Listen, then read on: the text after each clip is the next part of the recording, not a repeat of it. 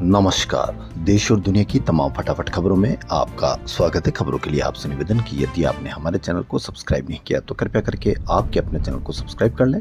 आप सब्सक्राइब करते हैं तो हमें हिम्मत होती है सही और सच्ची खबरें आप तक पहुंचाने की, वरना मीडिया में अभी भी किस तरह की खबरें आपको पेश की जा रही है यह आप भली भांति जानते हैं। मीडिया में एक पर्टिकुलर लड़के के खिलाफ जबरदस्त तरीके की खबरें, क्योंकि उनको पता है मीडिया को कि आपको किस तरह की खबरें पसंद आ रही है और मीडिया ने बहुत मेहनत की है आपको उन खबरों को पसंद कराने में। मीडिया में कहीं पर भी नीट पेपर, कहीं पर भी नीट लीक पेपर, कहीं पर भी शिक्षा मंत्रालय में आग की खबर, कहीं पर भी कॉकरोच पार्टी के अभिजीत दीप के कब भारत आ रहे हैं, कहीं पर भी कोई खबर नहीं। तो क्या है आज की वो बड़ी खबरें?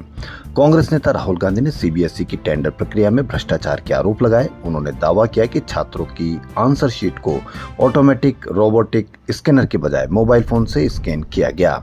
राहुल गांधी ने छात्र सार्थक सिद्धांत की एक्सपोस्ट शेयर करते हुए कहा कि अगस्त में ऑन स्क्रीन मार्किंग सिस्टम का टेंडर दोबारा जारी किया गया था। उस समय कई जरूरी शर्तें हटा दी गई थी। स्कैनिंग की क्वालिटी भी 300 डीपीआई से घटकर 200 डीपीआई कर दी गई थी। राहुल गांधी ने कहा कि धुंधली आंसर शीट, गायब पन्ने और कई कॉपियों का स्कैन न होना सिर्फ तकनीकी गलती नहीं, उनके अनुसार यह सब किसी खास वेंडर को फायदा पहुंचाने के लिए किए गए कॉन्ट्रैक्ट का नतीजा है। यह एक धोखा है और हर वह बच्चा जिसके अंकों का गलत मूल्यांकन हुआ है वह इस धोखे का शिकार है। धर्मेंद्र प्रधान अभी भी अपने पद पर बने हुए। मोदी जी की यह चुप्पी अब सिर्फ उनकी उदासीनता नहीं रही, यह इस अपराध में उनकी मिली भगत को दर्शाती है। जब शिक्षा को सेवा नहीं कारोबार बना दिया जाए तब गलती सुधारी नहीं जाती, बढ़ाई जाती है। और इसकी सबसे बड़ी कीमत हमारे बच्चे चुका रहे हैं, अपने समय, आत्मविश्वास और भविष्य से। हो सकता है कि आपको राहुल गांधी की खबर गलत लगे। अगर गलत लगे तो आप आंकड़ों के साथ पेश कीजिए और यदि आपको सही लगे तो आप कमेंट करके अवश्य आप इसकी तुलना कीजिए। कांग्रेस जनता पार्टी के संस्थापक अभिजीत दीप के 6 जून को भारत लौटेंगे। इसके बाद वे दिल्ली के जंतर मंतर पर प्रदर्शन करेंगे। इस प्रदर्शन में वे शिक्षा मंत्री के इस्तीफे की मांग करेंगे। दीप ने इसकी जानकारी अपने x account cockroach is back पर दी है। कॉकरोच जनता पार्टी एक सोशल मीडिया प्लेटफॉर्म है जो भारत के चीफ जस्टिस सूर्यकांत की हालिया कॉकरोच टिप्पणी के बाद सामने आया। सीजेपी के इंस्टाग्राम पर 2 करोड़ से ज्यादा फॉलोअर्स हैं। 30 साल के अभिजीत दीप के महाराष्ट्र के संभाजी नगर के रहने वाले डिजिटल मीडिया स्ट्रेटेजिस्ट हैं। रिपोर्ट के अनुसार अभिजीत ने पुणे से पत्रकारिता की पढ़ाई की है। फिलहाल वो अमेरिका के बोस्टन यूनिवर्सिटी में पब्लिक रिलेशन से मास्टर्स की पढ़ाई कर रहे हैं। तो बड़ी खबर, कॉकरोच जनता पार्टी के अभिजीत दीप के 6 जून को भारत आ रहे हैं और उन्होंने कहा है, क्या है, उन्होंने कहा ये बहुत बड़ी बात है। कॉकरोच जनता पार्टी के फाउंडर 6 जून को भारत लौटेंगे। शिक्षा मंत्री के इस्तीफे को लेकर जंतर मंतर पर करेंगे प्रदर्शन।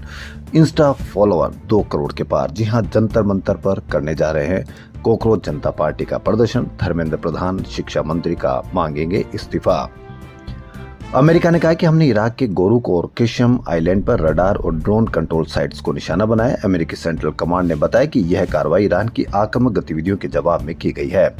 अमेरिका ने आरोप लगाया कि ईरान ने रविवार को अंतर्राष्ट्रीय जल क्षेत्र में एक अमेरिकी MQ-1 ड्रोन को गिराया था। CNNTCOM के अनुसार अमेरिकी सेना ने ईरान की एयर डिफेंस सिस्टम, एक ग्राउंड कंट्रोल स्टेशन और 2 ड्रोन को तबाह कर दिया।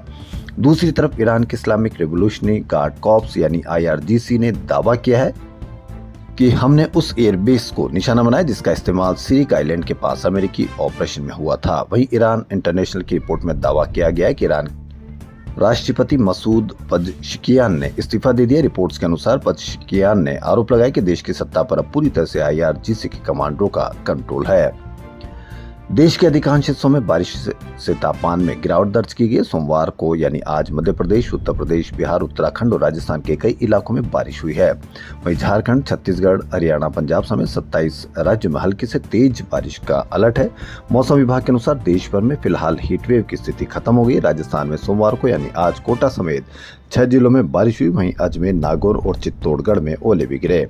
मध्य प्रदेश के भी 4 जिलों में आंधी बारिश का दौर जारी है। दिल्ली के ITO इलाके में स्थित school of planning and architecture में सोमवार यानी आज सुबह आग लग गई। दमकल की 8 गाड़ियां मौके पर पहुंची। कुछ घंटों की मशक्कत के बाद आग पर काबू पा लिया गया। घटना में किसी के हताहत होने की सूचना नहीं है। शुरुआत में कुछ रिपोर्ट्स में आग शिक्षा मंत्रालय के ऑफिस में लगने की बात कही गई थी, जिस पर कांग्रेस ने मामले को संदिग्ध बताया। कांग्रेस महासचिव जयराम रमेश ने एक्स पर पोस्ट कर लिखा, शिक्षा मंत्रालय के कार्यालयों में आग लगने की खबर बेहद चिंताजनक है। ये मामला कुछ संदिग्ध भी लगता है। कांग्रेस वर्किंग कमेटी के सचिव पीवी श्रीनिवास ने कहा कि स्कीम के कागज चलना शुरू हो चुके हैं। वहारे प्रधान शिक्षा मंत्रालय ने कहा कि साफ किया जाता है कि शिक्षा मंत्रालय कर्तव्य भवन 2 डॉक्टर राजेंद्र प्रसाद रोड नई दिल्ली में स्थित है। एशियाटिक लायंस के लिए फेमस गुजरात के पूर्वी और पश्चिम गिर फॉरेस्ट में 12 शेरों की मौत का मामला केंद्र सरकार तक पहुंच गया। वन विभाग ने 30 से अधिक शेरों को एनिमल केयर सेंटर में रखा है। हालांकि शेरों की लेबोरेटरी रिपोर्ट अभी तक जारी नहीं की गई है। ऐसा ही हाल मध्य प्रदेश में बाघों का है। कान्हा टाइगर रिजर्व में 2 अप्रैल से अब तक 10 बाघों की मौत हो चुकी है। मीडिया में कितनी खबर बाघों की मौत के लिए? मीडिया में खबर टॉफी की ज्यादा चिंता, बाघों की बिल्कुल नहीं। नीट पेपर की चिंता बिल्कुल नहीं, टॉफी की चिंता। इससे आप समझ जाइए कि आपकी कोई भी समस्या, किसी भी पशु की समस्या से कोई सरोकार नहीं मीडिया को। बाघों में कैनाइन डिस्टेम्पर वायरस के गंभीर लक्षण मिलने के बाद वन विभाग ने अलर्ट मोड में अभियान शुरू किया गया है। कॉमर्शियल सिलेंडर यानी आज फिर 53 रुपए 50 पैसे तक महंगा हो गया। एक समय था जब मीडिया में 50 पैसे महंगा होने पर भी सिलेंडर की कीमत पर जबरदस्त तरीके की कवरेज, जबरदस्त तरीके से रसोई घर में घुस करके महिलाओं से, पीड़ितों से बयान लिया करता था, बयान पूछा करता था, जबरदस्त तरीके की चर्चा की जाती थी, जबरदस्त तरीके से आम आदमी के सवाल मीडिया पर लेता था। लेकिन पहले 1000, अब 53 रुपए यानी अब 3113 रुपए का मिल रहा है। 50% से अधिक कॉमर्शियल सिलेंडर की कीमत बढ़ चुकी है, लेकिन कहीं पर भी कोई खबर नहीं। वहीं 5 किलो वाले एलपीजी सिलेंडरों की कीमतों में 11 रुपए का इजाफा किया गया। 5 किलो एलपीजी सिलेंडर कौन लेता है? गरीब आदमी या स्टूडेंट, लेकिन कहीं पर भी कोई खबर नहीं। इस बढ़ोतरी के बाद अब इस सिलेंडर की कीमत 821 रुपए 50 पैसे हो गई है। इतनी कीमतें बढ़ने के बाद भी कहीं पर भी कोई खबर नहीं। बेंगलुरु की व्यस्त सड़कों पर आज सुबह एक ऐसा दृश्य देखने को मिला जिसने हजारों लोगों के दिल को छू लिया। ओल्ड एयरपोर्ट रोड पर राज्यपाल थावरचंद गहलोत के काफिले के लिए ट्रैफिक रोक दिया गया था। जैसे आए दिन हर जगह, हर राज्य में, हर जिले में इस प्रकार रोका जाता है। लेकिन इसी बीच अपनी गर्भवती पत्नी के साथ सफर कर रहे एक व्यक्ति का सब्र टूट गया। सब्र टूट जाए, कुछ भी हो जाए, कहीं पर भी कोई फर्क नहीं, मीडिया पर भी इसका कोई फर्क नहीं। वह कार से उतरा और सड़क के बीच बैठकर विरोध करने लगा। उसकी आवाज में गुस्सा भी था और बेबसी भी।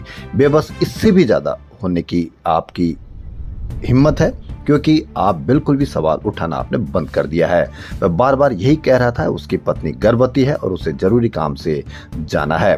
फिर आम लोगों को इस तरह क्यों रोका जा रहा है? ये पूरा मामला कुछ ही मिनटों का था, लेकिन इसने वीआईपी मूवमेंट और आम जनता की परेशानी पर बड़ा सवाल खड़ा कर दिया। लेकिन मीडिया पर कहीं पर भी कोई चर्चा नहीं, क्योंकि मीडिया लग रहा है टॉफी पर। उसको टॉफी की बहुत चिंता है। कितनी प्रतिशत टॉफी का एक्सपोर्ट बढ़ गया, जबरदस्त तरीके से टॉफी की कमी हो गई।